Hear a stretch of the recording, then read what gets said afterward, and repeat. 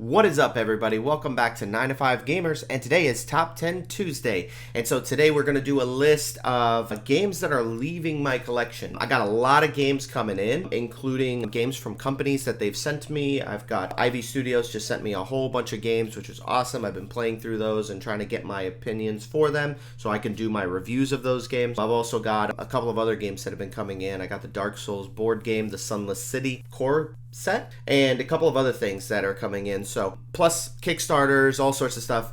And not only that, Dice Tower East is coming up, and I bought a whole bunch of games there, but we still have a few more months before we're finished with that. So I'm not going to go over those until I've actually got those games in my hands, and then I'll do a haul and show you guys what I've gotten. But one thing for sure that I do know is that in order for me to bring games in, I have to get rid of games. I have a limited amount of space here, and I need to get rid of some games. So these are some games that are leaving my collection, not necessarily because they're bad games, but just because some of them were like, and then some of them I just had forever and I don't play anymore, and for other reasons. So, number one, Ascension Tactics. This is a game that it has really high reviews, so I had naturally been interested in purchasing it, and then when I finally found it, discounted price, I picked it up, and I was so disappointed by the inside because it's called Ascension Tactics Deck Building Miniatures game. And when I opened it, there's no minis in the box. There's no miniatures. And so I think this was like during a time where maybe there are miniatures for this, but it's just like you have to get the deluxe version.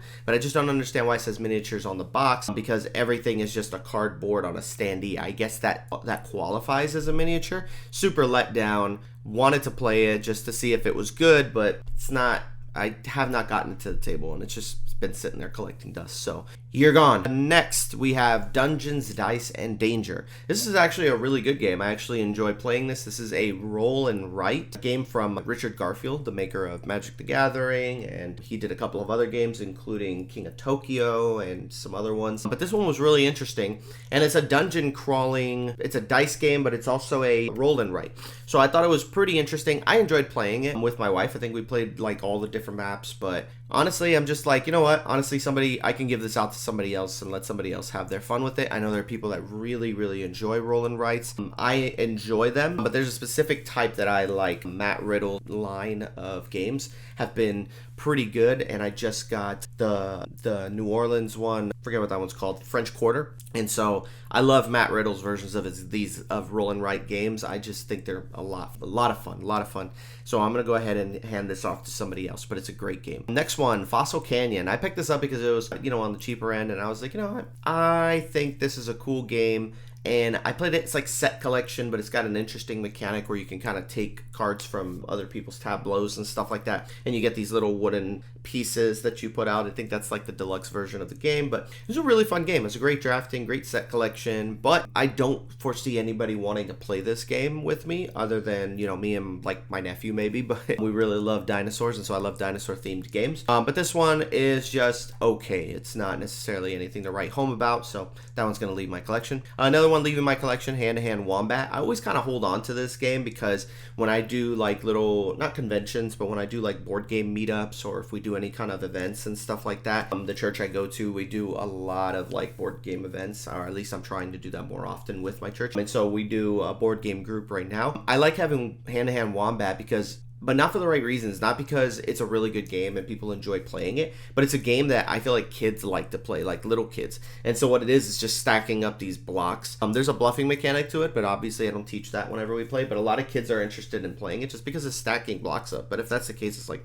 why be there? Why not just play with blocks at the house? So Hand to Hand Wombat, fine game, but just doesn't have the longevity to stay in my collection. Next game is Juicy Fruits. Juicy Fruits was actually a really cool little puzzle game where you're like sliding pieces and getting fruit. Haven't played it in a very long time, and I think that's the reason why it's leaving my collection. It's not a bad game, it's just hasn't hit the table in quite some time. So it's a game that I'm like, somebody else might have a good time with this and play it. I like it. It's a really good game, but just time for it to go. Another game that's leaving my collection is Marvel Legendary, and this is something that is going to be pretty interesting because when I bought Marvel Legendary, I was like, I want all of the best expansions with it. So I bought all of the best expansions that I heard were good, and some of the ones that I heard were okay, I skipped. So I have like nothing but the best expansions in this. The only one I was missing was the extremely rare and hard to find X-Men expansion, which I really wanted that one, but people were asking like $250 for a $50 expansion. I was like, I'm good. But Marvel Legendary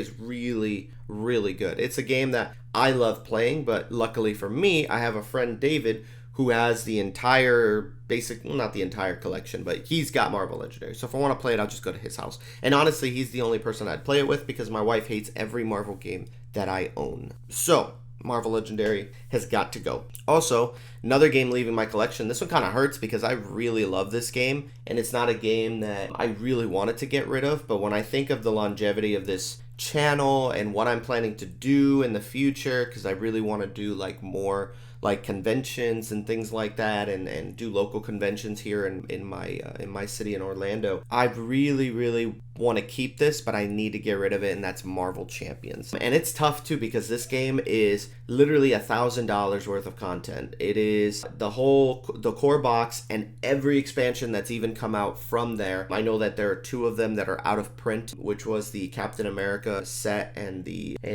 Doctor Strange set, which if you see, it's not that you can't find these things, but on their website it says that those 2 specifically are out of print, that they don't make them anymore. So I got 2 out of print sets. It's got every expansion up until like the X-Men stuff started coming out.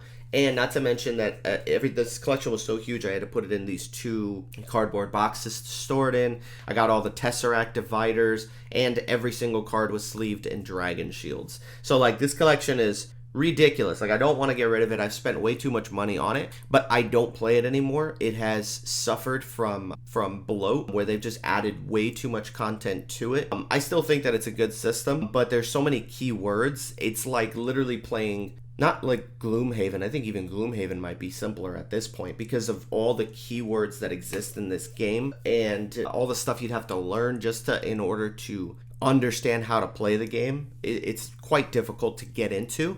And honestly, when I've, had my events and things like that, Marvel Champions will just sit there and collect dust. Nobody else is going to play it. I've played it with a few friends. Not everybody that I've played it with likes it. I'm one of the very few, and there's one person that I know that really enjoys it, and it is what it is. Then next game that's leaving my collection is Lucky Numbers. This is a fun game. It was a cool little puzzle game. I got it pretty cheap, and I was like, you know what? I thought it was decent. I played it with my nephew when we went camping.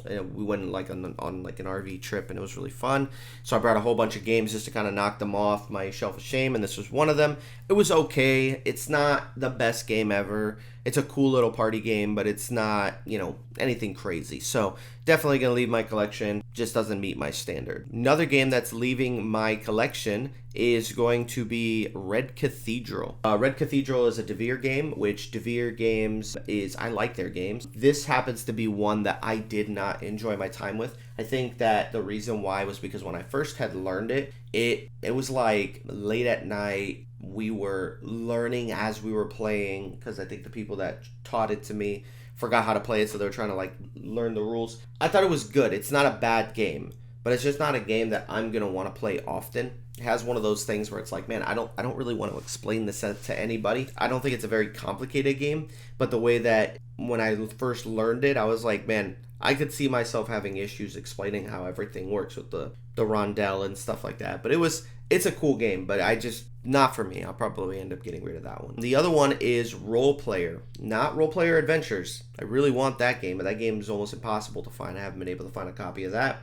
But Role Player it's a weird game because it's like a D&D startup where it's like you're creating this, like character, and you have all their different stats of like dexterity and stamina and yada yada. But when I first got it, I thought maybe this is going to be a cool game to like create your character, which I hear Call to Adventure is kind of like that. But yeah, this game was like you roll dice, and then it's like a puzzle game where you're rolling dice and trying to buff up stats. It was not what I thought it was going to be. I played the app version. It's a lot easier to play. And even then, I was like, I wasn't really impressed with it. I have an expansion for it, but it was just one of those games that I'm like, I know somebody likes this. Like, it's not a bad game, but it's not my type of game. So that's a game that I'm going to send packing. And the last game on my list is Sentinels of the Multiverse. I liked this game at first because it was a lot like Marvel Champions, and I think it came out before Marvel Champions did, so Marvel Champions is probably like this game. But it was a lot like Marvel Champions, but instead of constructing your own deck, your deck is already pre-constructed and you just pull out a deck and play with a character. I thought that was really cool. I really liked it at first, but then after a while I was kind of like, not really much to this game anymore. And I know there's tons of expansions and a lot of characters, a lot of content for it, but I just see it as another Marvel Champions that for me wasn't as good. I really think Marvel Champions is a lot better. The one advantage I think this one has is that if you don't like making your own deck, like in Marvel Champions where you have to like pick an aspect, pick a hero, put a whole bunch of cards in there, and then you got to search through all your cards, which is why I bought those dividers to help it and make it easier. Like if you're not into that, Sentinels of the Multiverse will probably be for you. But with all that said, those are the games that are leaving my collection. Again, not because they're bad games, it's just some of these are actually really good, and some of them are meh, they're okay. But I still had a great time playing all of these games. I will always cherish the memories of when I played these games, but some of these games just need to go, and those are the ones that are leaving. So thank you guys for tuning into this video. Hopefully it wasn't too long. Just don't forget to like and subscribe to the video, like if you've never subscribed to any of my content, which is about 80% of my viewership is usually from non-subbed people. So go ahead and subscribe and hit that subscribe button. Also, if you'd like to support us, we're trying to get to 20,000 subs by the end of the year. I know we can do it. It's just got to take the right algorithm, because it's weird. I'll get like hardly any views for a little while, then out of nowhere it'll just explode and one of my videos will burst open and just have like 10,000 views and stuff like that.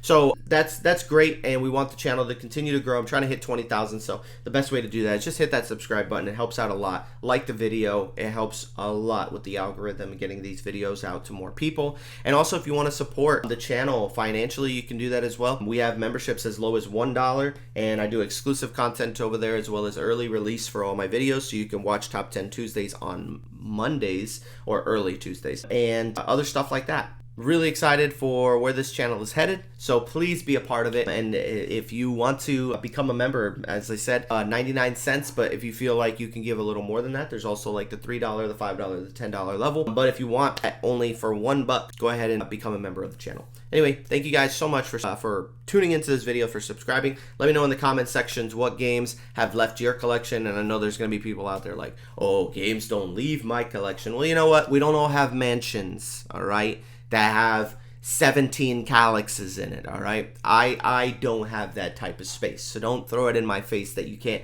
I don't get rid of my games because I have space for them. That's fantastic, all right? I do not. But in the comments, let me know, what games have you gotten rid of? Maybe because they were bad, maybe because you just didn't have space. Let me know. And that's it for this video. Take care. Peace out.